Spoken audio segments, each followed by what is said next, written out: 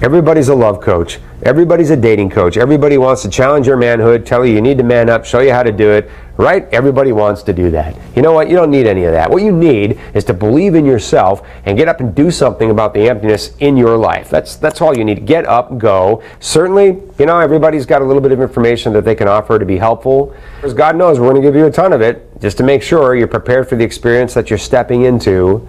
But we're out here for you every Monday night. We're coast to coast in these seminars. We're taking you abroad, right? What's wrong with Ukrainian men? Haven't you heard a lot about Ukrainian men? You hear a lot of silly stuff, which we'll talk about. What's really up with Ukrainian men? What's going on in Ukraine? But we hear a lot of stuff about Ukrainian men. What's interesting is if you go to Ukraine and you meet the lovely women like the ones in our video and you say, hey, I hear such and such about Ukrainian men. I hear this, I hear that.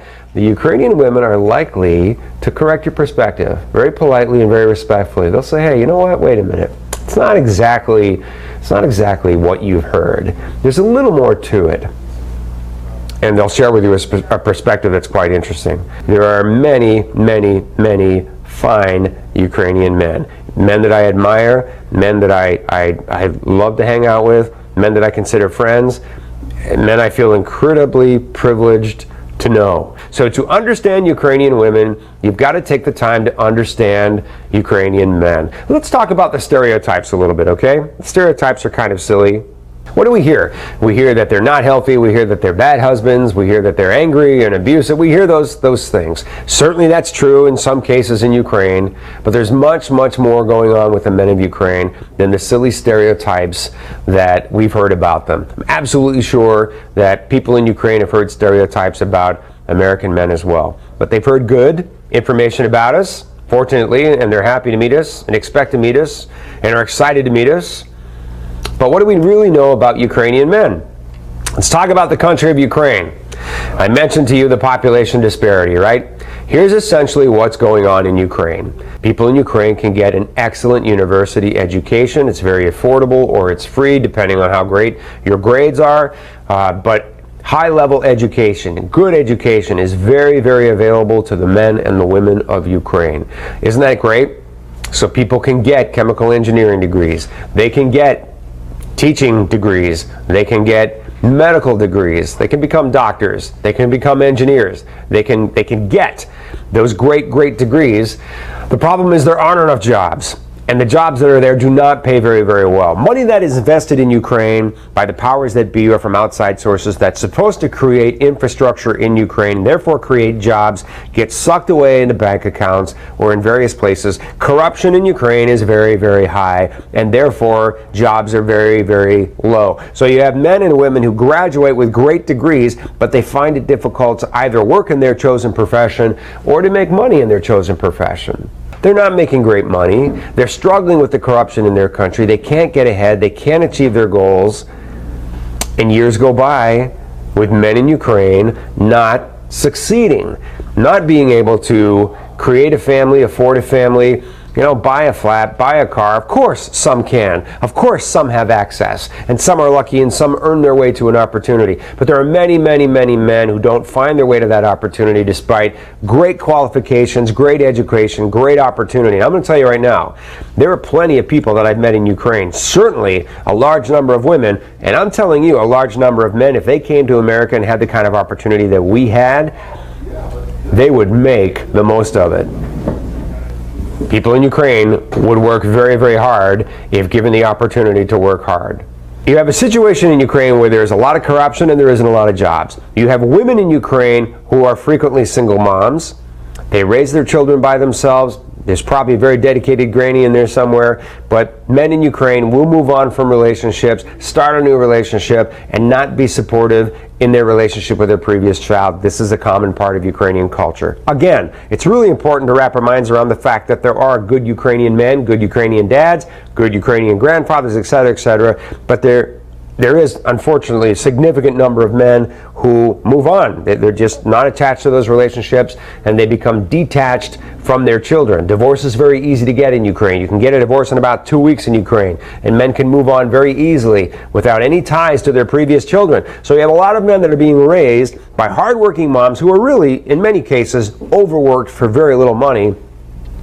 And men don't have men raising them, teaching them how to be tough, teaching them how to be strong. There's a lot that a good, strong Ukrainian mom, believe me, I've seen it in action. There's a lot that a good, strong Ukrainian mom can do for her son.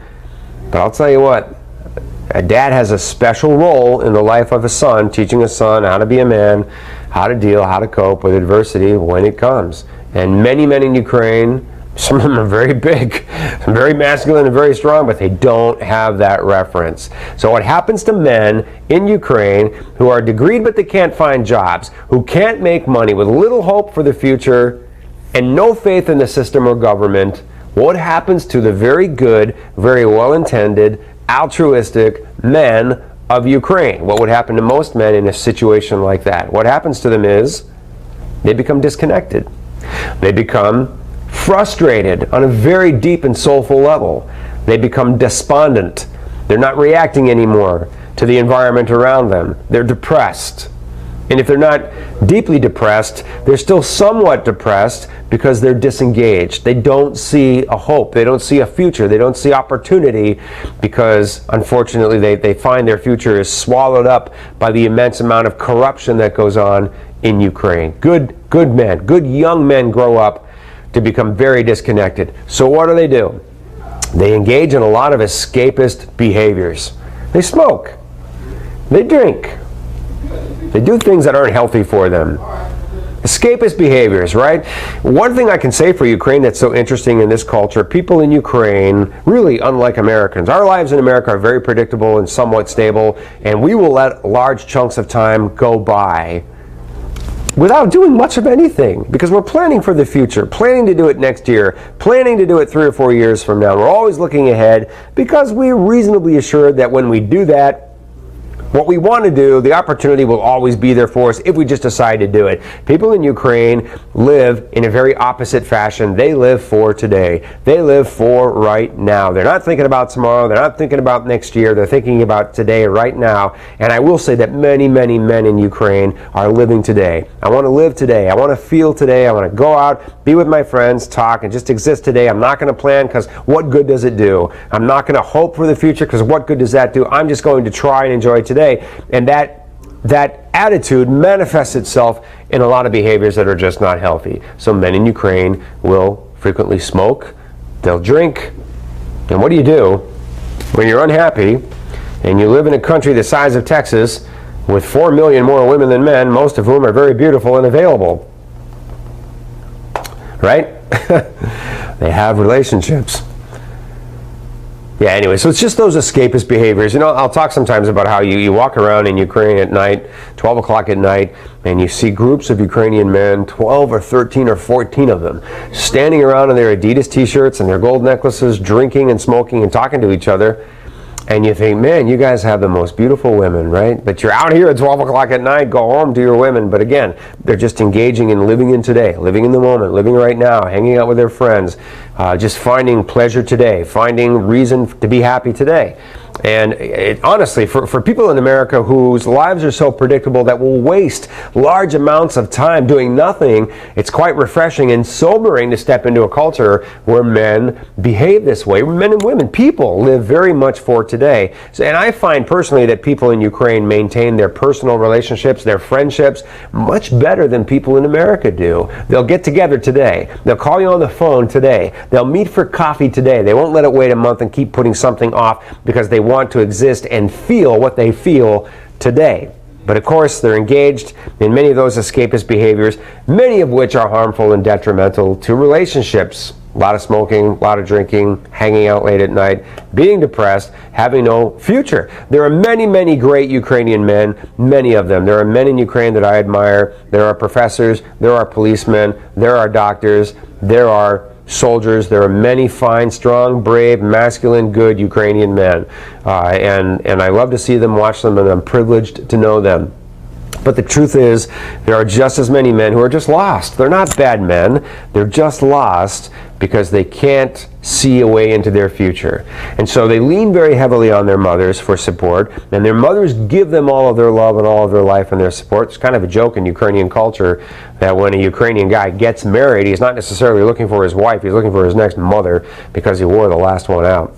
But I'll tell you what, Ukrainian moms are incredibly resourceful, they're very good, and they're very, very tough. And when you go to Ukraine and say, hey, I hear all these bad things about Ukrainian men, the women will say, well, hold on, not so fast. You know, I have a brother, I have a son, I have a father, and they're not bad people. It's just that the system is corrupt and it's very difficult for men to succeed. And so here we are. We have a huge disparity in the population of women and men in Ukraine, and we have a lot of men in Ukraine that are just dealing with significant issues that find it difficult to be available and present in relationships. I hope that's not an uncharitable assessment of the social situation in Ukraine. I hope that I did justice for my friends who are men in Ukraine, and I hope that I gave you an accurate idea of what's really going on with men and women in Ukraine.